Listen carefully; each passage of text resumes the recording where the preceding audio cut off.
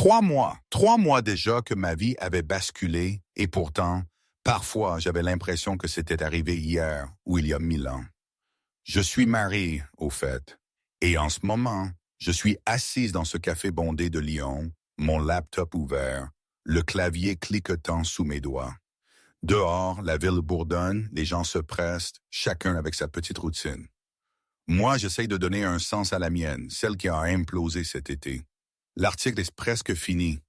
Il parle du PDG de Ridley Corp qui a fini au gnouf, du shérif et Henry qui a balancé tout le monde pour sauver sa peau. C'est le scoop du siècle, paraît-il. Mais la vérité, la vraie vérité, celle qui me colle encore à la peau comme l'odeur de la forêt mouillée, celle-là, je l'ai gardée pour moi. Enfin, presque. Je crois que c'était un mercredi, ou peut-être un mardi. Honnêtement, les jours s'étaient mélangés dès que j'avais coupé les ponts avec le monde. Mon rédac-chef, Thomas, m'avait balancé une carte sur le bureau. « Va te planquer, Marie. On va te faire la peau si tu restes ici. » J'avais déterré une affaire de labo pharma qui cachait des trucs dégueulasses, et disons que certains hommes en costume cher n'avaient pas trop apprécié. Alors, j'avais pris ma vieille Subaru Outback de 2018, direction les Vosges, les recoins perdus, loin de tout. L'idée, c'était le silence, la paix, tu vois. Sauf que ce que je prenais pour le calme, c'était juste un prédateur qui retenait son souffle. Un truc ancien. Un truc qui ne faisait pas que me regarder.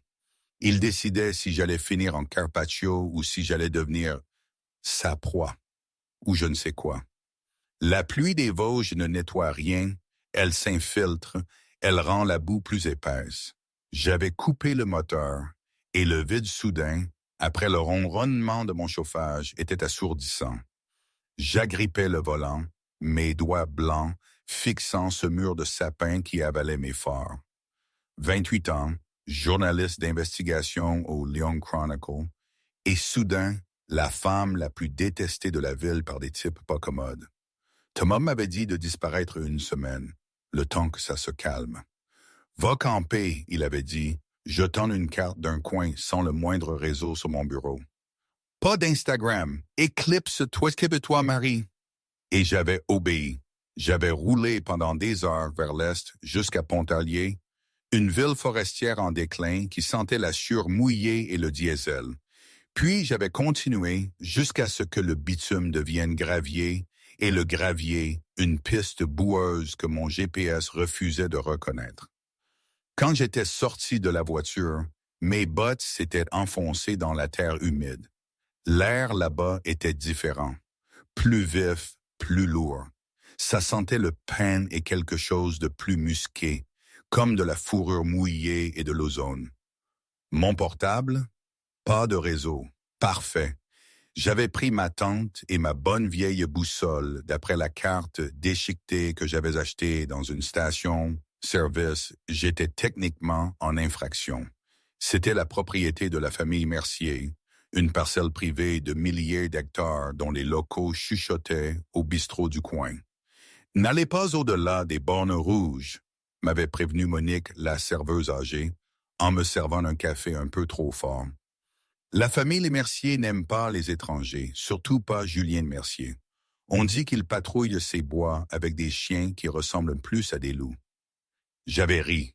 Moi, les sénateurs corrompus et les avocats véreux, ça me connaissait.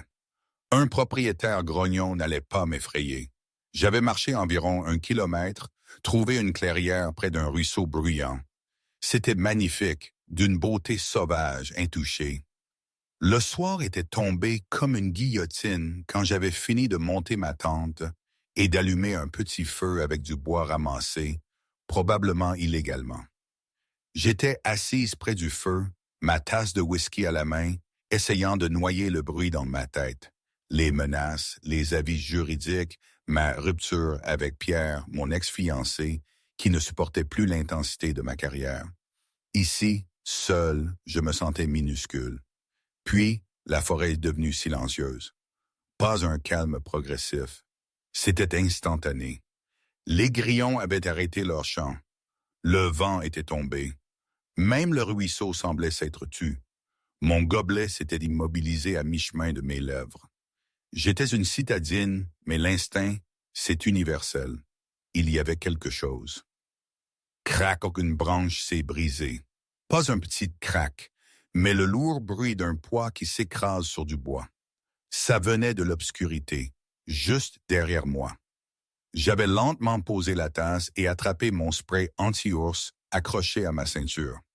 Je m'étais levé, me tournant vers la ligne d'arbre, mon cœur martelant ma poitrine comme un oiseau en cage. « Bonjour », j'avais lancé. Ma voix semblait pathétique dans l'immensité. J'ai du spray au poivre et un téléphone satellite. Le mensonge était sorti facilement. Rien que l'obscurité. J'avais reculé vers ma tente, ouvrant la fermeture éclair d'une main tremblante. Je m'étais faufilé à l'intérieur, la refermant comme si une fine couche de nylon pouvait me protéger de ce qui se cachait dehors. J'étais resté allongé sur mon sac de couchage, le spray anti-ours serré dans ma main, à l'écoute, des pas lourds. Thump, thump, thump, lent, délibéré. Il tournait autour de ma tente. Ce n'était pas un cerf. Ce n'était pas un ours. Les ours traînent les pattes. Ça, c'était une patrouille. Une ombre est apparue sur la paroi de la tente, éclairée par les dernières braises du feu. C'était immense. La silhouette d'une tête large, puissante, avec des oreilles pointues, pressées contre le tissu, à quelques centimètres de mon visage. J'avais retenu ma respiration. Les larmes me piquaient les yeux. J'entendais la créature respirer. Un râle bas et humide. Un grondement profond a commencé dans sa poitrine, vibrant à travers le sol et dans mes os. Ce n'était pas un grognement. C'était un ronronnement. Un son sombre, possessif. J'avais fermé les yeux, attendant que les griffes déchirent la toile. Mon Dieu, pas comme ça. L'ombre était restée là pendant ce qui m'avait semblé des heures. Puis le museau s'était pressé plus fort contre le nylon, inspirant profondément, reniflant mon odeur. J'avais laissé échapper un petit gémissement que je n'avais pas pu réprimer. Le reniflement s'était arrêté. La créature avait expiré un souffle d'air chaud, puis l'ombre s'était retirée. Les pas s'étaient éloignés, s'estompant dans la forêt. Je n'avais pas dormi. Je suis resté là, terrifié, sachant que j'avais survécu à quelque chose d'inexplicable. Et surtout, terrifié d'avoir eu tort sur un point. Je n'étais pas seul. Le matin s'est levé avec un soleil trompeusement joyeux, filtrant à travers la canopée. La terreur de la nuit semblait presque ridicule à la lumière du jour, comme un mauvais rêve alimenté par le whisky et la paranoïa. J'ai ouvert la tente, grimaçant à cause de mes muscles ankylosés. Je suis sorti, m'attendant à voir, quoi? Des empreintes de loup? Des traces d'ours? Je me suis figé. Autour de ma tente, dessiné dans la terre avec une précision terrifiante, il y avait un cercle parfait. Une ligne tracée par une lourde griffe ou un bâton. C'était une limite, une marque. Mais qu'est-ce que... J'avais murmuré, m'accroupissant pour toucher le sillon dans le sol. Vous avez 10 minutes pour plier vos affaires et déguerpir de mes terres. La voix était un baryton grave, râpeuse comme des graviers dévalant une montagne. Elle ne venait pas de derrière moi, mais de l'autre côté du ruisseau. J'avais sursauté, me retournant, dressé sur un gros rocher moussu. Il y avait un homme qui me regardait de haut. Immense, facilement 1,92 m, avec des épaules qui tendaient le tissu de sa chemise en flanelle gris foncé. Il portait un jean usé rentré dans de lourdes bottes de bûcheron. Ses cheveux étaient noirs, un peu trop longs, tombant sur des yeux étonnamment, anormalement ambrés. Ça devait être lui. Julien Mercier. J'avais redressé le dos, en mode journaliste. C'était mon armure. « Bonjour à vous aussi. Je suppose que vous êtes le propriétaire. » Je suis l'homme qui décide d'appeler le shérif ou de laisser les chiens s'en occuper. Il ne criait pas. Il n'en avait pas besoin. Il dégageait une aura d'autorité absolue qui me faisait faire un saut dans l'estomac. Il avait sauté du rocher, franchissant le ruisseau d'un bond si facile qu'aucun humain de sa taille n'aurait dû en être capable. Il avait atterri silencieusement à 1 mètre de moi. De près, il était dévastateur. Une cicatrice traversait son sourcil gauche et une mâchoire qui semblait taillée dans le granit. Mais c'était l'odeur qui m'avait frappé. Pluie, pain et musc, l'exacte odeur de la créature de la nuit dernière. Je suis Marie Dubois, j'avais dit, maintenant ma position, même si chaque instinct criait prédateur. Je me suis perdu. Mon GPS a fait des siennes. Je n'ai pas vu de panneau. Vous avez dépassé 3 panneaux interdits d'entrée et un portail verrouillé, avait dit Julien, empiétant sur mon espace personnel. Il me regardait de haut, ses yeux ambrés se plissant alors qu'il inspirait légèrement. Son regard est tombé sur mon cou, où mon pouls battait visiblement. Vous avez choisi le pire endroit des Vosges pour vous perdre, Marie Dubois. Je peux partir, avais-je dit, croisant les bras. J'ai juste besoin de faire mes affaires. Vous avez 5 minutes maintenant, il avait dit. Il avait jeté un coup d'œil autour de mon campement, ses yeux s'attardant sur le cercle dans la terre. Son expression avait changé, un éclair de confusion, puis quelque chose de plus sombre. Une reconnaissance? C'est vous qui avez fait ça, j'avais demandé, pointant le cercle. Vous essayez de m'effrayer. Julien avait regardé le cercle, puis moi. L'hostilité sur son visage s'était fendue une fraction de seconde, remplacée par une étrange intensité. Non, il avait dit doucement, ce n'est pas moi. Alors qui? Quelque chose qui sait que vous êtes là, maintenant, avait dit Julien. Il m'avait attrapé. Son emprise était dure comme du fer et brûlante, même à travers ma veste. Laissez la tente, laissez l'équipement. Allez à votre voiture maintenant. Excusez-moi, c'est une tente à 600 €. J'avais tiré mon bras. Je ne vais pas abandonner mon équipement parce que vous essayez de m'intimider avec des histoires de sorcières de Blair Witch. Julien avait grogné. C'était un grondement sourd dans sa poitrine, identique au son de la nuit précédente. Mes yeux s'étaient écarquillés. Écoutez-moi, il avait dit, se penchant, son visage à quelques centimètres du mien. Vous êtes au milieu d'une guerre de territoire. Je suis venu ici pour chasser un loup solitaire.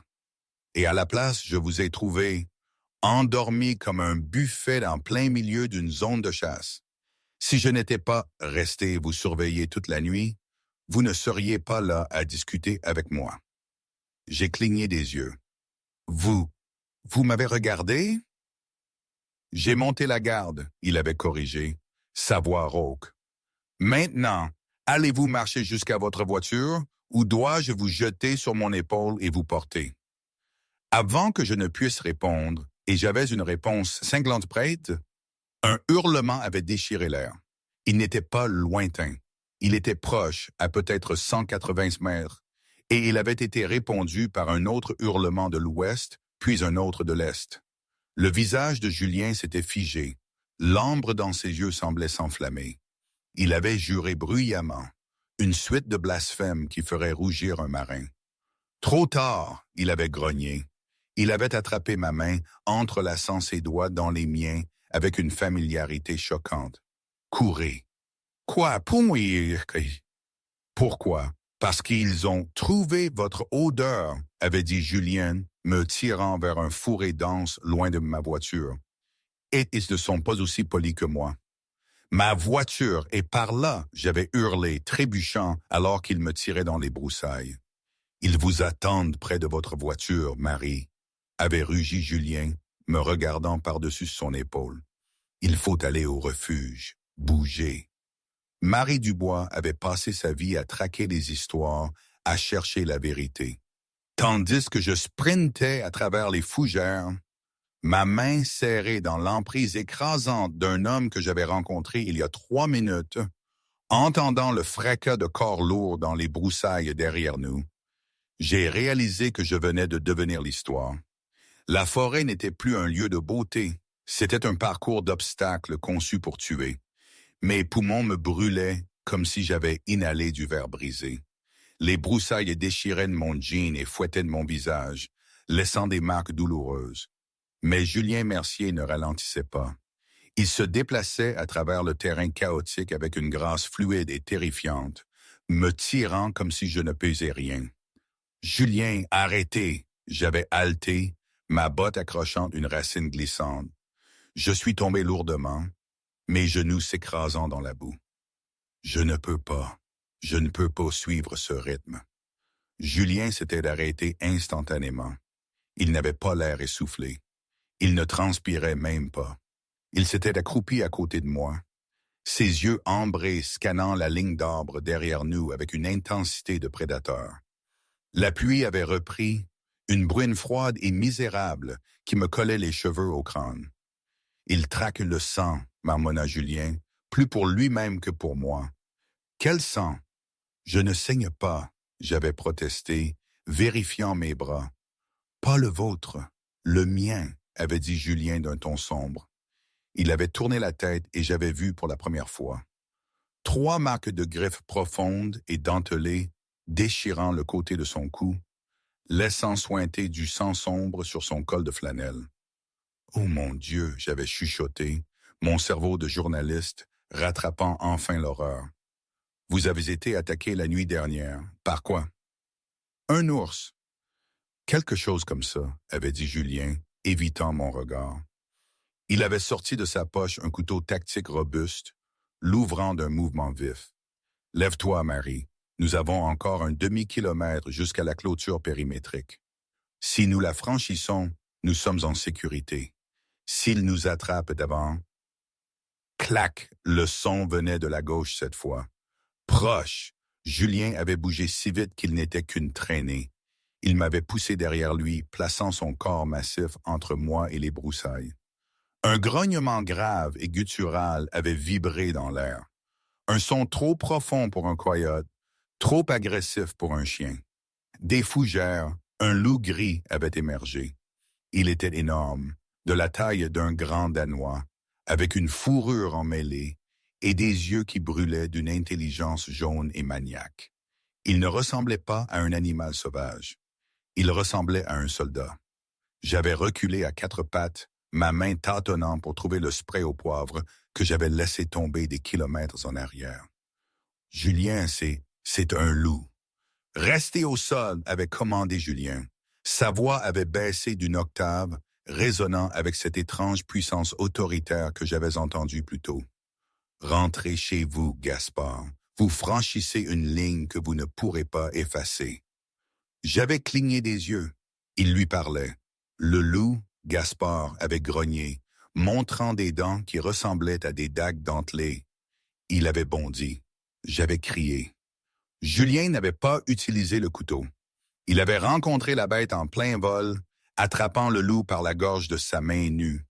L'impact avait sonné comme un accident de voiture. Julien avait rugi, claquant l'énorme animal contre un sapin de Douglas avec suffisamment de force pour faire tomber les pommes de pin des branches. Le loup avait poussé un jappement, un cri de douleur très humain, et avait cherché à retrouver l'équilibre. Julien n'avait pas lâché. Il avait donné un coup de pied à la bête dans les côtes, la faisant glisser sur les feuilles mouillées. « Courez, Marie! La clôture! Maintenant! » Julien avait hurlé, son visage tordu d'une rage animale terrifiante.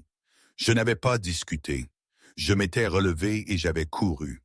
J'avais couru jusqu'à ce que mes jambes soient engourdies, traversant un fourré dense de ronces qui m'avait déchiré ma veste. Devant, à travers la brume grise, je l'ai vu. Une clôture de grillage de 3 mètres de haut, surmontée de barbelés, s'étendant à l'infini dans les 2 directions. J'ai atteint le lourd portail en acier, agrippant les bords. Verrouillé. « Julien !» j'avais crié me retournant. Julien reculait vers moi, boitant légèrement. Le loup gris avait disparu, mais les bois étaient remplis de mouvement. Plus d'ombre, plus d'yeux. Il avait atteint le portail, attrapé un clavier caché à l'intérieur d'une boîte métallique et avait tapé un code, 1184. Le lourd verrou électrique avait cliqueté. Il m'avait poussé à travers, avait claqué le portail et avait réenclenché le verrou juste au moment où 2 autres loups massifs avaient surgi de la forêt.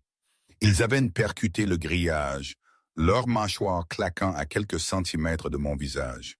Je suis tombé en arrière sur le gravier d'une allée pavée, hyperventilant. Julien se tenait de l'autre côté du portail, fixant les loups. Il avait posé une main sur le grillage, se penchant. « Dites à Antoine, il avait dit, sa voix tremblant d'une rage contenue, que s'il envoie un autre éclaireur sur mes terres, je monterai sa tête sur le mât de la mairie. » Les loups arpentaient, grognant. Mais ils ne touchaient pas la clôture. Ils semblaient en avoir peur. Julien s'était tourné vers moi.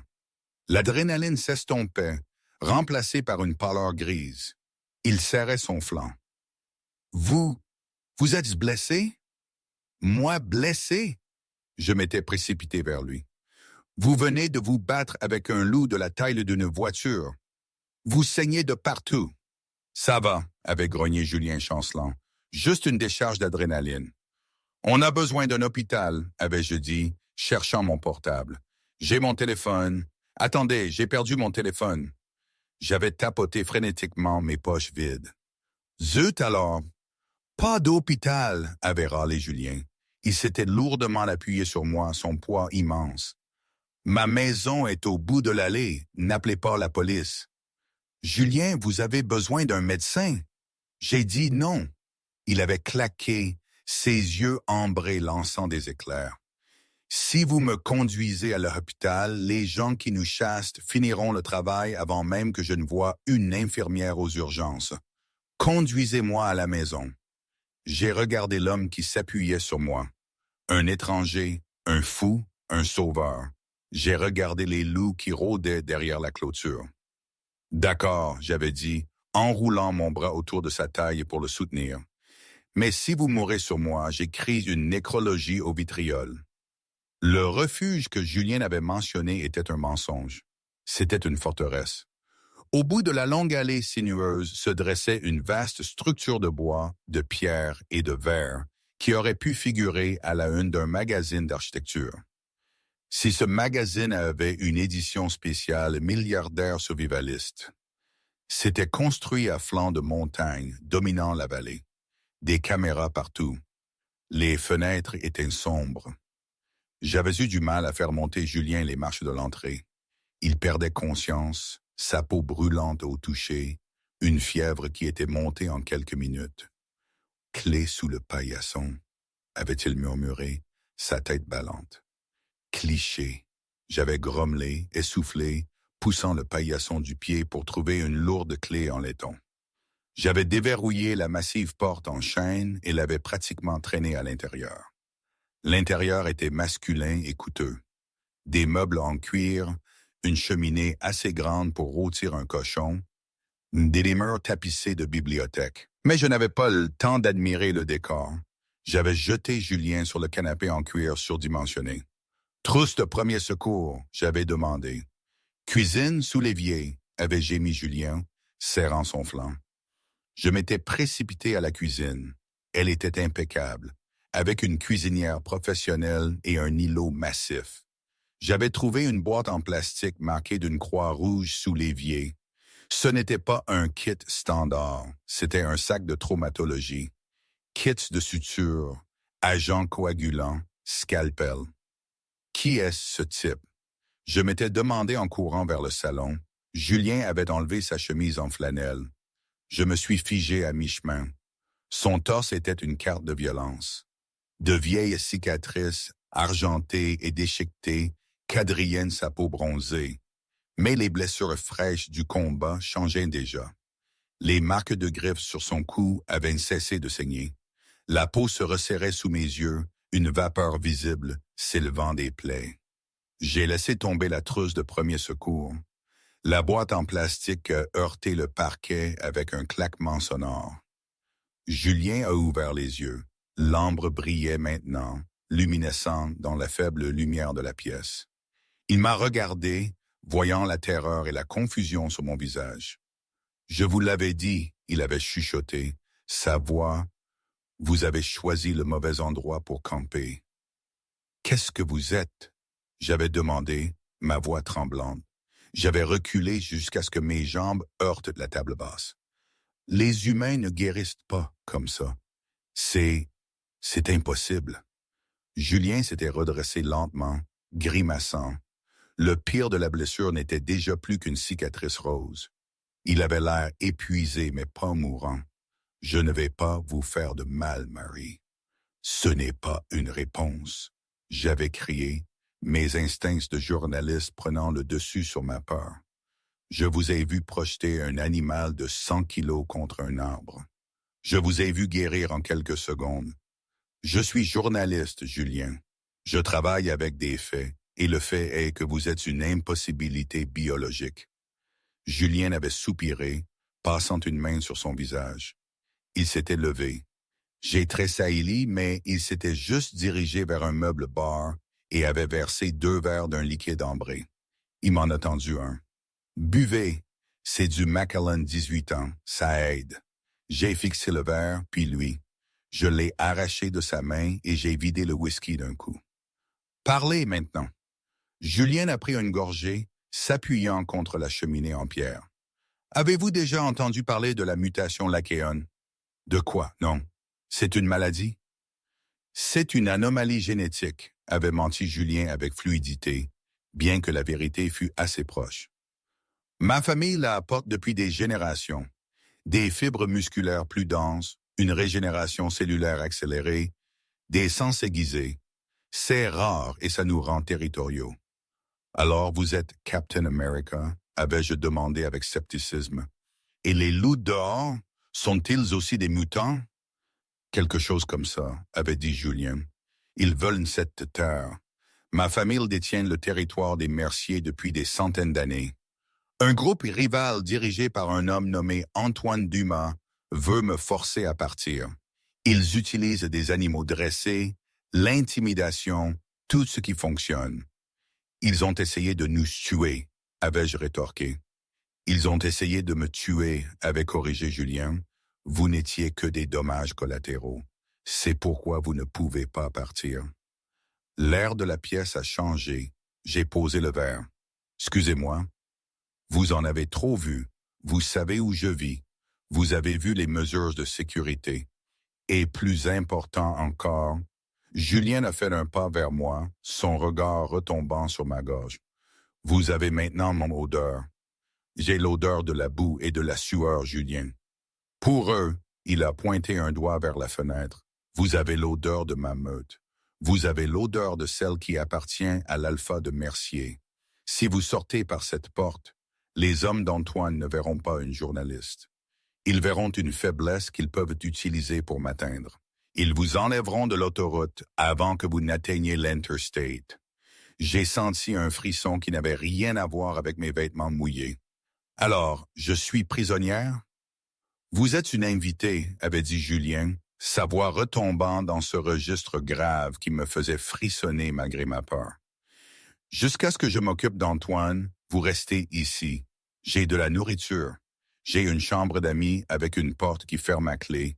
J'ai Internet Starlink, donc vous pouvez envoyer un email à votre rédacteur en chef. Dites-lui que vous prolongez votre voyage. Et si je dis non? Julien s'est approché de moi. Il me dominait, rayonnant de chaleur et de puissance. Il a tendu la main, non pas pour me saisir, mais pour délicatement replacer une mèche de cheveux mouillés derrière mon oreille. Ses doigts ont frôlé ma mâchoire, et un choc électrique a jailli entre nous, si intense que j'ai haleté. Julien s'est figé, ses yeux s'écarquillant. Il l'avait ressenti aussi. Le lien. Il l'avait soupçonné la nuit dernière quand il m'avait trouvé endormi, mais me toucher l'avait confirmé. C'était faible, mais c'était là. Si vous dites non, a chuchoté Julien, me regardant dans les yeux avec une faim qu'il dissimulait à peine. Je devrais vous attacher à une chaise pour vous garder en vie. Et je ne veux vraiment pas faire ça, Marie, à moins que ce soit votre genre de truc. Ma bouche s'est ouverte. Espèce d'arrogant. Boum, boum, boum. Le lourd heurtoir en laiton sur la porte d'entrée a frappé le bois, résonnant comme des coups de feu dans la maison. Julien s'est raidi, son corps se transformant instantanément en position de combat. Il m'a poussé derrière lui. Restez ici. Pas un mot. Il s'est dirigé vers la porte et l'a ouverte en grand. Sur le porche, trempé de pluie, se tenait un homme en uniforme beige, une étoile d'adjoint du shérif épinglée sur sa poitrine. Il était plus âgé, rondouillard, avec un sourire qui n'atteignait pas ses yeux froids et sans vie. « Shérif Henry, » a dit Julien, bloquant l'entrée. « À quoi dois-je le plaisir? »« Bon après-midi, Julien, » a dit Henry, basculant son chapeau. Il s'est penché, essayant de regarder par-dessus l'épaule de Julien dans la maison. On a reçu un appel. Un randonneur a signalé des cris et un véhicule abandonné sur l'ancienne route forestière. Une Subaru immatriculée au nom d'une mademoiselle Marie Dubois. Les yeux d'Henri se sont rivés sur ceux de Julien. Vous n'en sauriez rien par hasard? On veut juste s'assurer que la jeune femme est en sécurité. Antoine est très préoccupé par la sécurité des touristes dans nos bois. Julien n'a pas oscillé. Je n'ai vu personne, shérif. Vous savez à quel point ces bois sont dangereux. Oui, a dit Henry, sa main posée nonchalamment sur la crosse de son pistolet de service. Je le sais bien. Ça vous dérange si j'entre jeter un coup d'œil, juste pour être minutieux. Moi, caché derrière l'îlot de cuisine, j'ai retenu ma respiration. Je connaissais cette voix. J'avais interviewé le shérif Henry il y a 2 ans pour un article sur la corruption rurale. Il était corrompu, et si Julien avait raison à propos d'Antoine, alors le shérif n'était pas là pour me sauver. Il était là pour me récupérer. Ce jour-là, j'étais planqué. Mon cœur battait la chamade, une folle symphonie contre mes côtes. Je voyais le dos de Julien, large, tendu, un mur de muscles prêt à frapper. Le shérif Henry avait menti, sa voix huileuse brandissant une feuille de papier pliée qui ressemblait plus à une liste de courses qu'à un mandat. Il voulait rentrer. Julien avait grogné, ce son sourd et non humain. Ses doigts se contractaient, les griffes menaçant de déchirer sa peau. Si j'avais été là sans mon instinct de survie, j'aurais pensé qu'il allait commettre l'irréparable. Mais ce jour-là, j'ai vu la stratégie. S'il attaquait d'un policier, corrompu ou non, sa vie était foutue. Le domaine Mercier serait saisi. Antoine Dumas aurait gagné. J'avais réalisé, en une fraction de seconde, que Julien ne pouvait pas gagner cette bataille avec des griffes. Il avait besoin d'une autre sorte d'arme. Il avait besoin d'une menteuse. C'est à ce moment-là que j'ai pris ma décision. Mes émotions étaient un vrai fouillis. Un mélange de peur panique, d'adrénaline pure et d'une étrange certitude que je devais faire quelque chose. Me faire passer pour sa compagne, c'était osé, complètement absurde. Mais si ça pouvait nous sauver, alors j'ai lissé mes cheveux, j'ai plaqué un faux sourire ensommeillé sur mon visage et je suis entré dans la lumière. Julien, mon chéri, avais-je lancé, ma voix dégoulinant d'une somnolence fabriquée. J'ai marché derrière Julien, enroulant mes bras autour de sa taille et posant mon menton sur son épaule tendue. Qui est-ce? Je croyais qu'on avait commandé taille, pas une visite de la police. Le silence sur le porche était assourdissant. Julien s'est raidi, choqué par mon contact, mais il ne s'est pas dégagé. Il s'est adapté instantanément, sa main revenant se poser possessivement sur ma hanche. Le shérif Henry m'a fixé, sa mâchoire se décrochant. Il m'a regardé, puis Julien, ses narines se dilatant alors qu'il prenait une profonde inspiration confuse. L'odeur de Julien, musc, pain et agressivité était partout sur moi. « Mademoiselle Dubois, » a demandé Henry, ses yeux plissés. « Vous êtes, volontairement? » « Bien sûr que oui, » avais-je dit, contournant Julien pour m'appuyer contre le chambranle de la porte, croisant les bras. J'avais l'air d'une petite amie agacée, interrompue dans un moment intime. « Je suis désolé. Est-ce un crime d'aller camper avec mon copain sans prévenir le commissariat local? Julien m'avait dit que Pontarlier était une ville indiscrète, mais c'est ridicule. »« Copain, » est répété Henry, le scepticisme dégoulinant du mot. Nous avons des rapports selon lesquels vous campiez seul dans un secteur restreint. On fait des jeux de rôle, avais-je dit, imperturbable, regardant Henry droit dans les yeux. Je randonne, il me chasse. C'est un jeu privé. Et franchement, shérif, vous gâchez l'ambiance. Julien a toussé pour couvrir un bruit qui aurait pu être un rire, ou un étouffement de surprise. Le visage d'Henri est devenu rouge. Il a regardé Julien, puis moi. Il savait que nous mentions. Il savait qu'Antoine Dumas avait envoyé des hommes pour me tuer dans les bois, mais il ne pouvait pas le prouver. Pas avec moi, debout, indemne, prétendant être l'amant de Julien. « Eh bien, » a dit Henri, basculant son chapeau en arrière, ses yeux froids et morts. « Je vois, mon erreur. Faites juste attention, mademoiselle Dubois. Des accidents arrivent dans ces bois. Les gens trébuchent. Les fusils partent. Les ours ont faim. Je me sens très en sécurité avec Julien, avais-je dit, ma voix baissant d'un ton. Il est très protecteur. » Henri a ricané. « Passez une bonne soirée, mes chers. Dites bonjour à Antoine de ma part quand vous le verrez, Julien. » « Sortez de mon porche, Henri, » a prévenu Julien, sa voix comme des pierres qui s'écrasent. Le shérif s'est retourné et est retourné à sa voiture de patrouille. Il n'a pas allumé la sirène, il a juste démarré, les feux rouges disparaissant dans la brume pluvieuse. Julien a claqué la porte et l'a verrouillée. Il a appuyé son front contre le bois, exhalant une longue inspiration tremblante. Puis il s'est tourné vers moi. L'ambre dans ses yeux était ardente. « Vous, » il a dit, pointant un doigt vers moi, « de Folard, on fait des jeux de rôle? » « Vraiment? Ça n'a marché, non? » J'ai dépassé Julien pour aller dans la cuisine, mes genoux tremblant soudain maintenant que l'adrénaline s'estompait. Je me suis versé un autre whisky. Il allait entrer. Vous alliez l'attaquer et ensuite vous seriez dans une cage ou à la morgue. Julien m'a suivi. Vous vous êtes mise dans le collimateur. Henri n'est pas juste un flic ripou. Il travaille pour la meute Dumas. Maintenant, il sait exactement qui vous êtes et où vous êtes. Il le savait déjà, avais-je claqué, posant le verre d'un coup. Julien, arrêtez de me traiter comme une demoiselle en détresse. Je suis journaliste d'investigation. Je sais gérer les brutes. Maintenant, dites-moi la vérité. Pas l'histoire des mutants, la vraie histoire. Pourquoi Antoine Dumas veut-il tant cette terre? Il est prêt à tuer pour ça. Julien m'a regardé, vraiment regardé pour la première fois. Il a vu l'intelligence dans mes yeux, la détermination obstinée de ma mâchoire. Il a réalisé que le lien ne m'avait pas seulement choisi pour mon odeur. Il m'avait choisi parce que j'avais une colonne vertébrale en acier. « Suivez-moi » a dit Julien. Il m'a mené le long d'un couloir vers une lourde porte en acier. Il l'a déverrouillée avec un scanner d'empreintes digitales. À l'intérieur se trouvait une salle de guerre. Des moniteurs couvraient un mur, affichant des flux en direct de la forêt. Des cartes étaient étalées sur une grande table.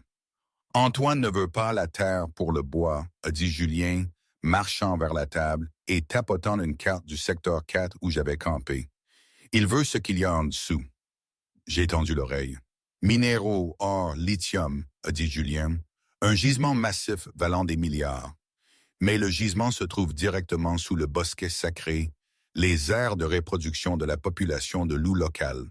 Ma meute. » Votre meute, j'avais corrigé, regardant la carte. Vous voulez dire les loups? J'ai vu ceux que vous protégez. Nous sommes les gardiens de cette forêt, a dit Julien. Ma famille l'est depuis 300 ans. Nous ne sommes pas seulement des mutants, Marie. Nous sommes des change-formes, des loups-garous, peu importe comment vous voulez nous appeler. Nous maintenons l'équilibre.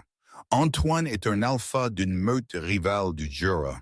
Il ne se soucie pas de l'équilibre. Il a vendu son âme à un conglomérat minier appelé Ridley Vance Corp.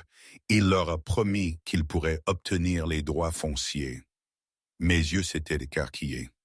Ridley Vance. J'ai enquêté sur eux l'année dernière. Ils sont impitoyables. Ils embauchent des mercenaires pour raser des villages en Amérique du Sud. Exactement, a dit Julien d'un ton sombre.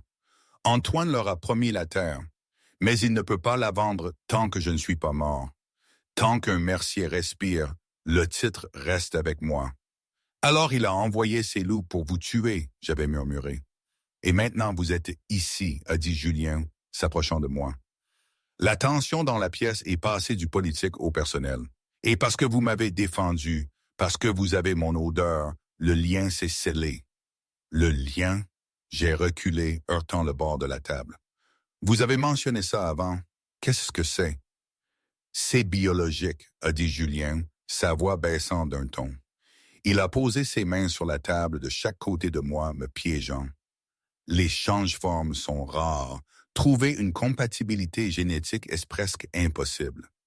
Quand nous la trouvons, notre biologie réagit.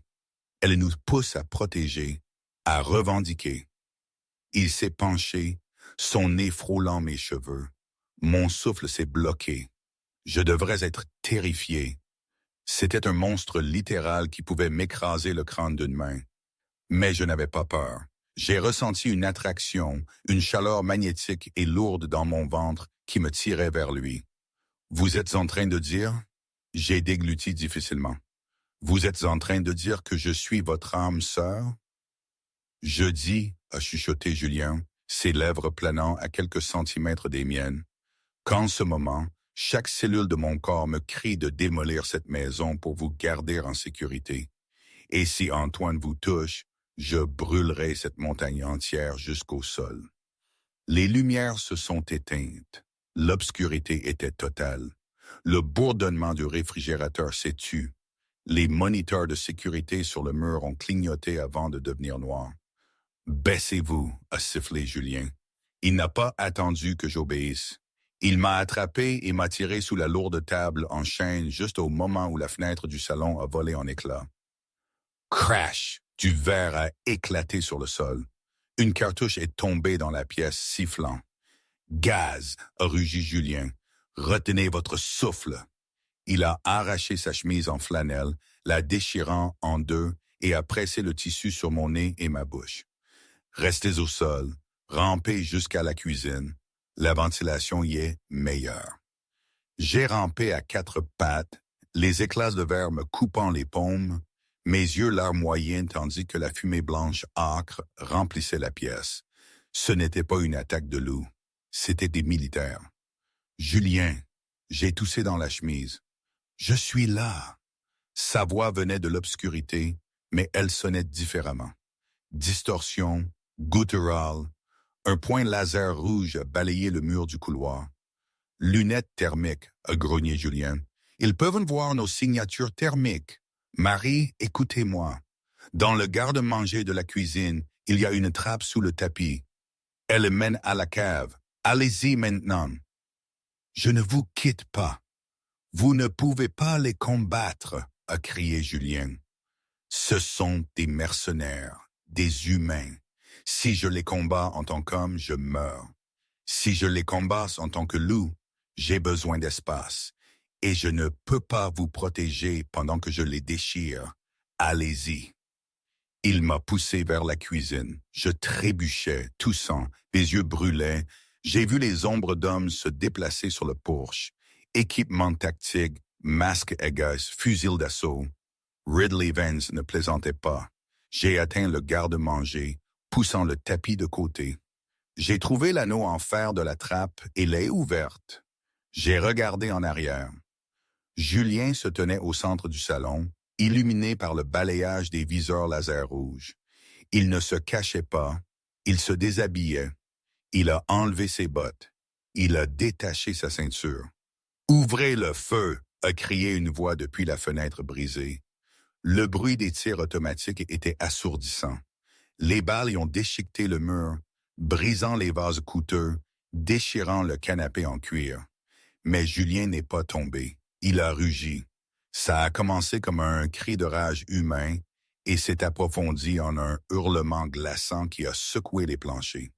J'ai regardé, figé dans l'horreur et l'admiration. Julien Mercier cessait d'être un homme. Ses os se sont fissurés et se sont remodelés avec des craquements répugnants. Sa colonne vertébrale s'est allongée. Une fourrure sombre est jaillie de sa peau comme une vague. Sa mâchoire s'est déboîtée et s'est avancée, remplie de dents trop grandes pour une bouche humaine. Il a grandi, s'élargissant vers le haut et vers l'extérieur, jusqu'à devenir un mur imposant de 2,40 m de muscles et de rage. Les tirs n'ont pas cessé, mais les balles semblaient l'agacer plus que le blesser. Le loup-garou, l'alpha, est tombé à quatre pattes et s'est lancé sur la fenêtre. Il a percuté l'équipe tactique comme une boule de démolition. J'ai entendu des cris horribles et humides. Le bruit du métal qui plie. Le bruit d'hommes réalisant que leur armement de haute technologie était inutile contre une créature sortie d'un cauchemar. Cible hostile. Cible est... Ah! Je suis tombé dans la cave et j'ai claqué la trappe. Je l'ai verrouillée de l'intérieur, mes mains tremblant si violemment que je pouvais à peine faire glisser le pain. Je me suis assise dans l'obscurité sur le sol en béton froid, écoutant la guerre faire rage à l'étage. Les bruits d'impact, les hurlements, le silence qui a suivi, les cris. J'ai allumé la lampe de poche de mon porte-clés. La cave était petite, tapissée de conserves et d'eau. Mais dans le coin, il y avait un classeur. Marie Dubois était terrifiée. Elle était piégée dans un sous-sol, tandis que son amant loup-garou massacrait une équipe de tueurs à l'étage, mais elle restait une journaliste. J'ai rampé vers le classeur. Il était étiqueté « Acte de propriété 1890 présent ». Si je dois mourir ici, je me suis murmuré, ouvrant le tiroir, je vais savoir exactement pourquoi. J'ai commencé à lire, et ce que j'ai trouvé a fait paraître le gisement de lithium comme une broutille. Julien ne protégeait pas seulement un sanctuaire de loups. Les documents détaillaient une lignée, un traité signé en 1890 avec le gouvernement français. Les Merciers n'étaient pas seulement des propriétaires. Ils étaient des gardiens reconnus d'une zone de confinement fédérale. Et le nom d'Antoine Dumas était partout dans la correspondance récente, non pas en tant qu'acheteur, mais en tant que demandeur. Antoine était le demi-frère de Julien. La révélation m'a frappé comme un coup de poing. Ce n'était pas juste l'avidité des entreprises. C'était une guerre de succession. Antoine ne pouvait pas tuer Julien lui-même. C'était contre la loi de la meute. Alors il a engagé des humains pour le faire. Il a engagé Ridley Vance pour anéantir la lignée Mercier afin de pouvoir hériter du titre d'alpha par défaut. Un lourd bruit sourd a secoué le plafond au-dessus de moi. Puis le silence. Des pas lourds et claquants, des griffes sur le parquet. Ils se sont arrêtés directement au-dessus de la trappe. J'ai retenu mon souffle, éteignant la lampe de poche. J'ai serré une boîte de pêche comme une arme pathétique. Reniflement, un faible gémissement. Julien, j'ai chuchoté. La trappe a été arrachée de ses gonds. Des éclats de bois ont plu sur moi. Une énorme tête lupine est apparue dans l'ouverture. Son museau était couvert de sang. Ses yeux étaient sauvages, dilatés et ambrés. Il a montré ses dents, de la bave mêlée de sang dégoulinant sur le béton. Il m'a grogné dessus, un son d'agression pur et non adultéré. Je n'ai pas bougé. J'ai fixé les yeux de la bête. « C'est moi », j'ai dit, ma voix calme malgré ma terreur. « C'est Marie ». Le loup a cligné des yeux. L'agression a vacillé. Il a de nouveau gémi, inclinant la tête. Puis derrière le loup, une nouvelle voix a parlé. Douce, froide, humaine. « Assieds-toi, mon grand. » Le loup a été repoussé d'un coup de pied, jappant alors qu'il s'écrasait contre les placards de la cuisine. Un homme a franchi l'ouverture, me regardant de haut. Il était beau, portant un costume sur mesure qui semblait déplacé au milieu du carnage. Il tenait un fusil tranquillisant de haute puissance. « Bonjour Marie », a dit Antoine Dumas, souriant. J'avais hâte de rencontrer la femme qui a fait oublier son entraînement à mon frère. Sois gentille et sors. L'hélicoptère attend. Marie Dubois n'a pas crié. Elle n'a pas supplié. J'ai fixé Antoine, l'homme en costume sur mesure qui tenait un fusil tranquillisant avec la même aisance qu'un golfeur tient un putter. À côté de lui, Julien, le loup massif et terrifiant, gisait haletant lourdement sur le sol de la cuisine, ses membres tressaillant alors que la puissante neurotoxine luttait contre son métabolisme accéléré. « Lève-toi, Marie », a dit Antoine, me faisant signe avec le canon du fusil. « L'hélico brûle du carburant et j'ai une réunion de conseil à Tokyo demain. Ne traînons pas. » Je suis sorti de la cave, époussetant mon jean. Je serrai le dossier que j'avais trouvé dans le classeur fermement contre ma poitrine. J'ai regardé Julien. Les yeux ambrés du loup étaient ouverts, vitreux et remplis d'une rage impuissante. Il a laissé échapper un gémissement bas et brisé. « Ne t'inquiète pas pour lui », a dit Antoine, enjambant l'énorme patte de son frère. « Il est résistant. Il se réveillera dans 1 heure. D'ici là, nous serons à mi-chemin du Jura, et il recevra un appel. S'il veut te revoir en vie, il signera l'acte de propriété des Merciers et abdiquera le titre d'Alpha. » Simple. Ce n'est pas simple, avais-je dit, ma voix étonnamment ferme. J'ai levé le docker. Je connais le traité de 1890, Antoine. Je sais que vous ne pouvez pas simplement prendre la terre. Vous avez besoin d'un héritier par le sang, ou vous avez besoin que Julien meure sans un. Antoine a marqué une pause, un éclair d'agacement a traversé son beau visage. Vous êtes plus intelligente que les randonneurs habituels que nous rencontrons ici. Dommage, l'intelligence vous rend dangereuse, dis-je. Elle me rend prête, j'ai bluffé. J'ai envoyé les fichiers par email pendant que j'étais dans la cave. J'ai envoyé des photos de ces actes à mon rédacteur en chef du Chronicle et à la division des crimes environnementaux du FBI. Si je ne me signale pas dans les 2 heures, l'histoire sera publiée. L'exploitation minière illégale, la corruption, le shérif, tout. C'était un mensonge éhonté.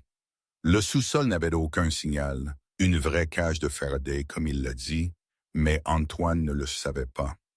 J'ai prié pour qu'il n'y pense pas. Le sourire d'Antoine a vacillé. Il a jeté un coup d'œil à sa montre, puis à la fenêtre brisée où la pluie s'engouffrait. « Vous mentez.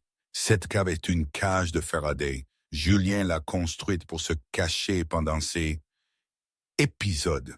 Il n'y a pas de signal là-bas. » Il a bondi vers moi, m'attrapant le bras. « Bien essayé, ma chérie. » J'ai réagi par instant. Je ne me suis pas dégagé. J'ai planté le talon de ma botte de randonnée dans le coup de pied d'Antoine avec un craquement répugnant. Et alors qu'il se penchait en avant, sous le choc, j'ai balancé le lourd dossier rempli de 80 ans de documents juridiques, écrasant le dos directement sur son nez. Antoine a crié, trébuchant en arrière. Le sang giclait de son nez cassé. Il a laissé tomber le fusil tranquillisant. « Julien !» j'ai crié, plongeant pour attraper l'arme. « Réveille-toi !» Le son de ma voix, paniqué mais féroce, a semblé traverser le brouillard dans le cerveau de l'Alpha. L'énorme loup noir s'est convulsé. Un tremblement a traversé son corps. La drogue était forte, mais l'instinct de protéger une compagne était plus fort. C'était primal, c'était ancien. Julien a laissé échapper un rugissement qui a secoué les luminaires. Il s'est forcé à se relever sur des pattes tremblantes, ses griffes creusant de profondes rainures dans le parquet. Antoine a essuyé le sang de son visage, ses yeux lançant des éclairs rouges démoniaques. Le signe d'un change-forme perdant le contrôle. « Espèce de stupide fille !» il a sifflé. « Tu veux voir un monstre? Bien. » Antoine n'a pas eu le temps de se transformer complètement. Il s'est partiellement transformé, son visage s'allongeant, ses dents s'aiguisant en aiguilles, ses ongles s'allongeant en talons noirs. Il a foncé sur moi, prêt à m'arracher la gorge. J'ai levé le fusil tranquillisant. Je n'avais jamais tiré avec une arme de ma vie. Je n'ai pas visé. J'ai juste appuyé sur la gâchette. Tip. La fléchette a frappé Antoine à l'épaule. Il n'a pas cessé. L'adrénaline de la transformation a brûlé la drogue instantanément. Il m'a frappé de revers, me projetant à travers la cuisine. J'ai heurté l'îlot en granit lourdement, des côtes se fissurant, et je suis tombé sur le sol, haletant. Antoine s'est penché sur moi, levant une main griffue pour le coup fatal. « Dis adieu, Marie. » Crunch. Une traînée de fourrure noire a percuté Antoine sur le côté. Julien était arrivé. Le combat qui a suivi n'était pas un film d'arts martiaux. C'était une bagarre de titans. Les 2 frères ont traversé l'îlot de cuisine, brisant le granit et projetant les appareils électroménagers. Ils ont roulé dans le salon, un enchevêtrement de fourrure, de griffes et de dents. Julien était plus grand, mais il était drogué. Antoine était plus rapide, vicieux, se battant salement. Il a mordu profondément l'épaule de Julien, visant la jugulaire. Julien a hurlé, se débattant, claquant Antoine contre la cheminée en pierre avec suffisamment de force pour fissurer la maçonnerie. Je me suis traîné. Mon côté était en feu. J'ai vu le fusil tranquillisant près du réfrigérateur. Il était vide. J'avais besoin d'une arme. J'ai vu le meuble bar, le whisky à haute teneur en alcool et le briquet sur le comptoir. « Julien, bouge !» j'ai crié. J'ai attrapé une bouteille de rhum à 65 degrés. J'ai enfoncé un torchon dans le goulot et j'ai activé le briquet. Julien, entendant ma voix, a repoussé Antoine et a reculé, secouant sa tête massive pour dissiper l'étourdissement. Antoine s'est levé, le sang coulant de son museau, riant. « Tu ne peux pas me battre, mon frère. J'ai Ridley Court derrière moi. J'ai une armée. Tu n'as rien. » Non, j'avais dit. J'ai jeté la bouteille. Elle s'est écrasée aux pieds d'Antoine. L'alcool s'est enflammé instantanément, transformant le tapis et la partie inférieure d'Antoine en une boule de feu. Antoine a poussé un cri aigu et humain de terreur. Le feu était la seule chose dont les change-formes ne pouvaient pas guérir instantanément. Il a reculé, battant les flammes, traversant la fenêtre déjà brisée et tombant dans le jardin gorgé de pluie et de boue. Julien ne l'a pas poursuivi. Le loup m'a regardé. Il saignait, chancelait, sa fourrure était emmêlée de poussière de plâtre et de sang. Il a fait un pas vers moi et s'est effondré, sa forme scintillant et rétrécissant jusqu'à ce que Julien, l'homme, soit étendu nu et inconscient sur le sol en ruine. Et aujourd'hui, 3 mois après, assise dans ce café de Lyon, mon article est quasiment bouclé. Il ne mentionne pas les loups, ni les griffes, ni les cris non humains. Dans ma version des faits, Julien Mercier est un reclus excentrique et un écologiste ciblé par des mercenaires corporatifs. Antoine est un parent rancunier qui a mis le feu à sa propre maison par accident. L'histoire officielle, c'est qu'Antoine est mort de ses blessures à l'hôpital. La vérité est bien plus sombre. Le Conseil de la Meute, un groupe de vieux messieurs en costume, terrifiants et discrets, qui avaient fait le déplacement jusqu'à l'hôpital, s'est occupé d'Antoine. Il purge une peine à perpétuité dans une prison de haute sécurité, conçue spécifiquement pour leur espèce, quelque part dans la toundra arctique. Et la version finale? J'ai levé les yeux. Julien était là, tenant 2 lattes. Il portait une chemise impeccable et un jean ressemblant moins à un sauvage des montagnes qu'à un mannequin GQ. La cicatrice sur son cou avait disparu, complètement. Oui, j'ai dit prenant le café, mon rédacteur en chef adore. Il pense que je vais gagner un prix Pulitzer. Julien s'est assis en face de moi. Il a regardé la rue animée de la ville, puis moi. Tu sais, l'offre tient toujours. Quelle offre? J'ai taquiné. Celle où je déménage dans un manoir à moitié détruit dans les bois, ou celle où je deviens la Luna d'une meute de loups-garous? C'est dingue que je puisse prononcer ça sans éclater de rire, non? Les deux. Julien a souri. Les entrepreneurs ont fini la cuisine hier et la meute, ils demandent quand tu rentres dans la maison. Ils t'aiment plus que moi.